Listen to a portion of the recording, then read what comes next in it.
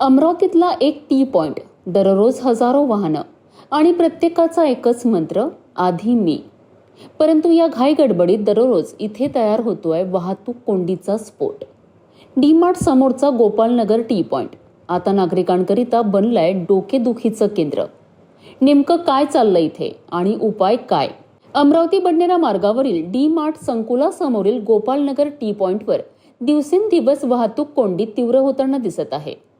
बडनेराकडून अमरावतीकडे येणारी वाहने, अमरावतीवरून बडनेराकडे जाणारी वाहने आणि गोपालनगर परिसरातून ये-जा करणारी वाहने, या तिन्ही दिशांचा मोठा संगम या ठिकाणी होत असल्यामुळे वाहतूक वारंवार विस्कळीत होत आहे.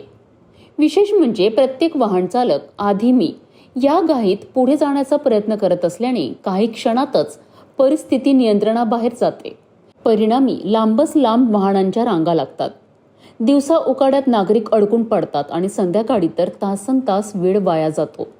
वाहतूक पोलीस सातत्याने कोंडी सोडवण्याचा प्रयत्न करत असले तरी वाढत्या वाहन संख्येमुळे त्यांनाही मर्यादा येत आहेत.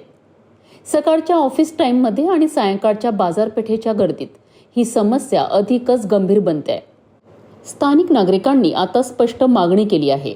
या टी पॉइंटवर अत्याधुनिक ट्रॅफिक सिग्नल बसवावा, कारण ट्रॅफिक लाईट बसविल्यास वाहनांची हालचाल शिस्तीत होईल आणि अपघाताचा धोका कमी होईल. आता प्रश्न एकच, प्रशासन कधी जागं होणार?